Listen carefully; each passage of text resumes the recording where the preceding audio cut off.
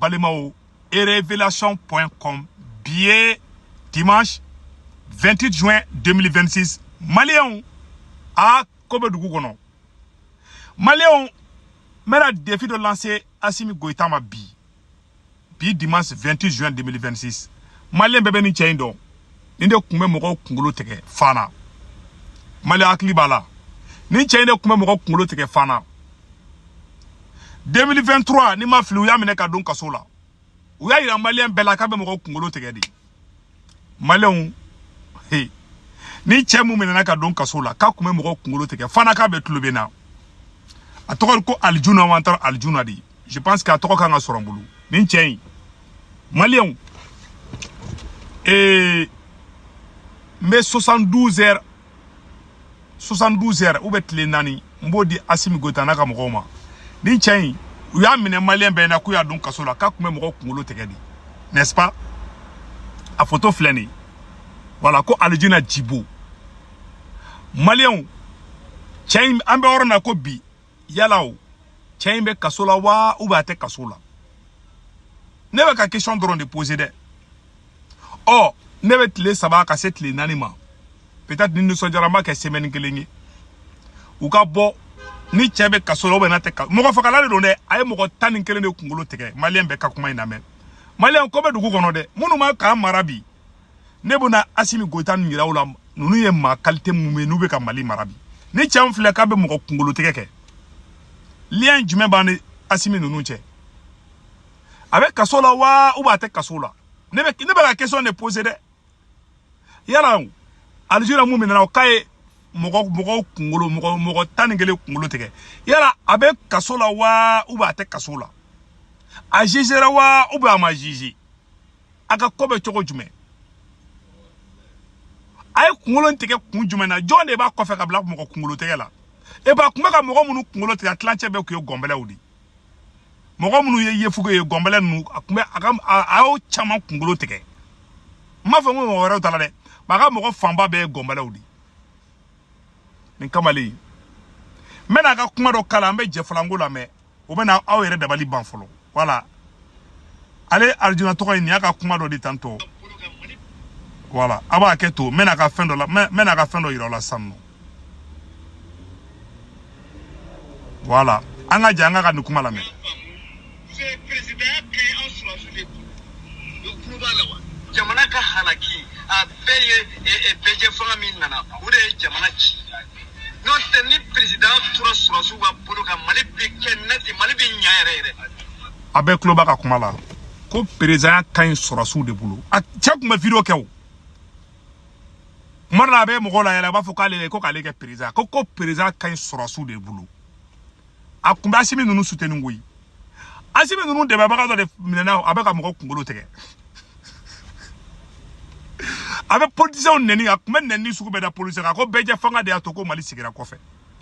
Assimi Goïta de me baka ba de minele flem moko ni fun kungolo teke la moko ma ko infami halibi me ka moko nyele di yera yere che kuma ka abeka sura su soutenu jogo minde akoko sura si de bi se ka jamana mara ale mbe bo ka politicien na gauche abe mena domina o ga soro chana ambe be nyongo bolo transition ambe nya fiolu na ma oroni mais ole mena mu foyena ne be tle saba de duma tle nani ni chemu mena le fla abe kasola wa ou ate kasola folo Assimi Goïta klube la ay sinokote kuluba biu cheka kobe chogodi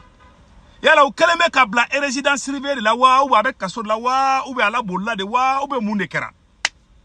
ne be la ga deta o da makui mais ne ba to folo ou ka boni information numa bonne information ne be bode ni chemu ne fle ka chemu ira la ne kuma moko kungolo teke akuma gombelo gombe akuma moko fefe kungolo teke atlanche be ko gombela di abara Assimi Goïta ko moko be gombele la wakati do la ba wala bo anga mpasa anga do détail bela wala Maliens nunu e bandi vagabond de sigile Mali kuna billahi taala ne be koda nunu ngina sangono e peut-être galonora Assimi Goïta la de non ante galonora la ne waluju to komandi ne tona kola ni tienta la abatenya ne bulu voilà mais même fo ne bi se ka fili mais ne te galonora mo kola de Maliens nyo de fa obela jelengena ni chemu fleni na kume adamade kungolo tege ni fana kado abe video ke akume video ke aba foko sora su de kan nyaka video kala bela jele ya mesa awo sora ko sora su de kan voilà ina me ya famu c'est président kay en sora su de pol do kuba lawa jamana ka halaki a peye e peje fanga min nana ode jamana ci non teni président tura sora su wa polo ka mali be kenati mali be nyaere abela jele che kuma kame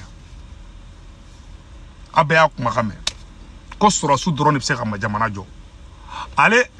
ere sora si ale ere ko kale sora si fana ko sora si de kai ale ba fa ka video ko ka président dale ere ma abu kulon kuma fo awo sora si de Assimi Goïta de me ba ka bade ha o de minele fle mo ko kungulo tegala aga ko be chugodi a jigera o ba ma jigeri Malien ko be do ko kono de nunu be ka munga malien na kwa c'est-à-dire ne be mo ko mun ye o be ka Assimi nunu soutenir quoi billahi ay bo sentiment kono doro aka segu ga video la jedoro ne ma ni mo min dara na fana ka soro prévouté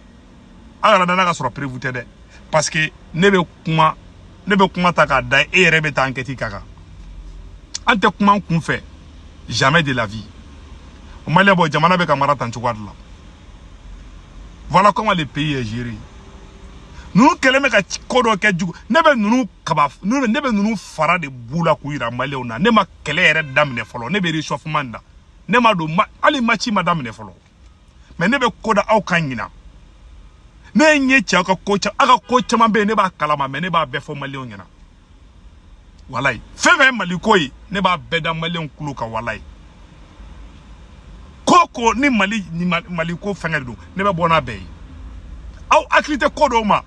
awere sigile ma akrite kodo ma ne be boni ko ne fleka fana mo ko fagala nga ko mo ko chama tan yoroni kalama 2023 le ni menana ni mafli sans sababu bulu kasola ayala bulu kasola de wa no ko chere ka ko be juka be kasola ba te kasola de Assimi Goïta ay bo aka chere na be kasola aka kaso jumenna yala be fana kasola la ou bien blara de wa ou bien be ka odenga aladia kasola de ou bien parce que ni chay flani ni relation du même mani sura souche mettre la ko fana fo ay mali kadide mali kadide abenala che hal Assimi Goïta ay marfata ka chi mo la malien do ba fo ko ba Assimi fe al na Assimi boraka ala neni malien do ba fo ka jodu c'est do ba mo ko la o te jamana ko la ala ka kulu wala batando anache donc anye une information de sura ngabo ka fo yena inte video jam bayu voilà sari se ko tungara ka révélation tobe na dia ka taka fedi mogo mi minana ko kam mogo mi minana mogo kungulo tegela mogo mi malien den temps ani kele ko kungulo tege o ka ko be chogo juma aw bolo justice docteur Choguel ko kala mayga ka video do be mbo fana préparer ka benai mala ne bena révélation de ke kuma kan yere docteur Choguel ko kala mayga kuma ka kasoge pousser ko ka che jiji kasoge mu ne ka Choguel jabi ametla ka anga prochaine vidéo ambe kumo fana kan yara che jijira le wobe che ma jijiri che re ka ko be choko jume ambo ke prochaine vidéo la ayo préparer awa nye kle nan ne dawma de kle saba kle nan ni dusu bora me so ka kle flyer parce que ne ka ko be chundi mais même patienter mbala de kata kle flyer kata kle nan na o ma vidéo manu ma boka éclairci aya ka vidéo manu bla kata ka chaira kasola de ni chebe kasola aya filmer malien be ka ya be kasola fle kasola en fait namo ke o ko mbe chaka kula ne fana ken na boka kuma uko male wode kudo akambe